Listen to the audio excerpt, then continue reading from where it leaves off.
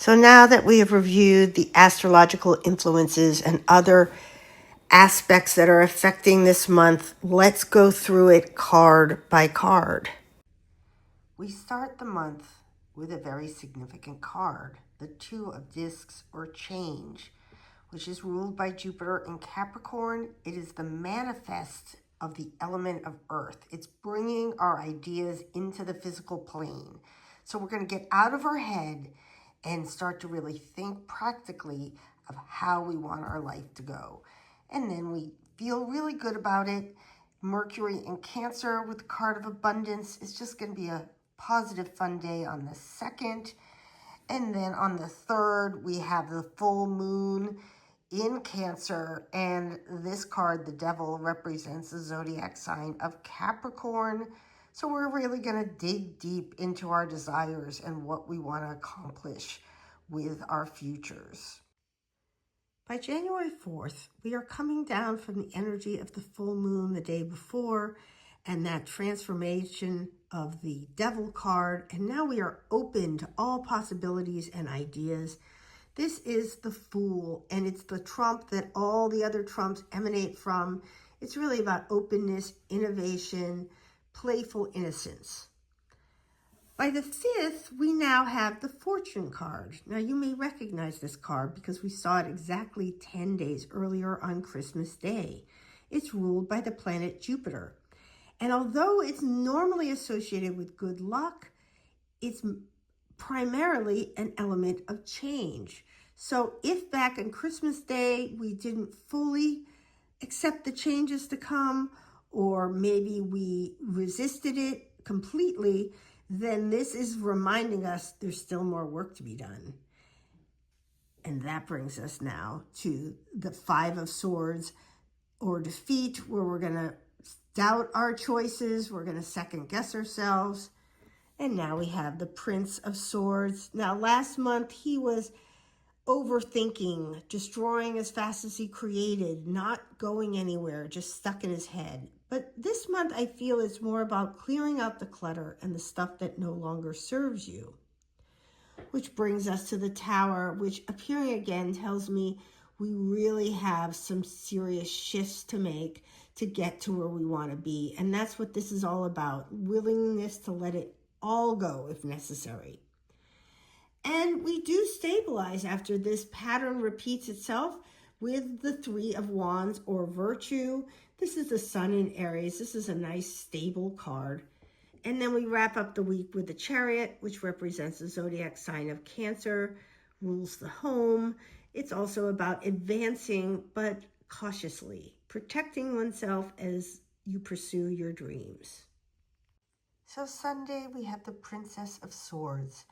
Unlike her brother, the Prince, this princess is grounded. She's earth of air. She knows what she wants, and she's not afraid to act on it. But then on Monday, we take some time to think things through and make sure we're going in the right direction. We have the Knight of Discs, Fire of Earth. This is brooding, contemplative energy to plan the next steps.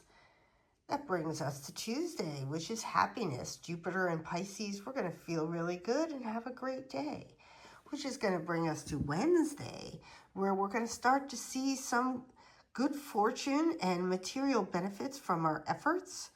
This is Venus in Virgo. It's a very positive, grounded, practical, financial benefit day. And then on Thursday, we have the 4 of Swords, which is truce. We're going to really come to peace with our decisions and know what we need to do to go forward, but be aware of the danger that is always lurking around us. And then on Friday, we're going to feel great with the Ace of Cups. We're going to be bursting with emotions and really excited about the future. And then on Saturday, with the Knight of Swords, we're going to have fire to go into our ideas. And we're going to be charging forward in our mind of what to come. For Sunday, we have the Magus or Magician in other decks. And this represents the planet Mercury. So the ideas that we started to have the day before, we're going to be bursting with more and playing with them and seeing where they lead. By Monday, we're going to feel a little calmer, a little more focused and in our own bodies versus thinking of the big picture as we tap into the motherhood energy of the Empress, which represents the planet of Venus. And then we have on Tuesday, Mars in Pisces with Satiety. It's the 10 of Cups. We're going to feel somewhat discontented, but not overly so. So it's just kind of a day. We're just not really sure where things go, and we're just going to take a down day, I guess. And then here we have the Prince of Wands. Now, the princes want to be kings. They want to push ahead. This is air of fire. It's very combustible. It could be a little reckless. So be a little cautious today. Don't go overboard and just really consider your next move. This is a lot of combustible energy today, which then brings us to Thursday, which is a lovely card with the Aeon. It represents the elemental of fire and spirit combined. So it's really taking that energy in the higher power. This card shows this figure, this transparent figure over this seated figure. The transparent figure represents the potential of the new, stepping out of the past and moving forward. But that's a challenging thing to do. So by Friday, we're going to be a little nervous. We're going to either worry about our finances or maybe have a little bit of bad news. This is Saturn in Taurus. We're going to want to work hard, but things are not quite the way we want them to be, and we're going to be a little frustrated financially. And that brings us to Saturday. Now we have the Queen of Wands, which is much more stable than our Prince from earlier the week. This queen, though, is a little bit impatient. She wants to really use her power. She's flexible, but she's kind of fed up with being flexible in this spread of cards for the week. So just don't go too far. Don't push too hard. Things are still balancing out. We begin the last week of January going in all sorts of directions, coming off of the energy from the Queen of Wands. We'll have tons of ideas, tons of desires to move ahead, but not sure which direction to go in. Which brings us to Monday, where we're going to make a choice.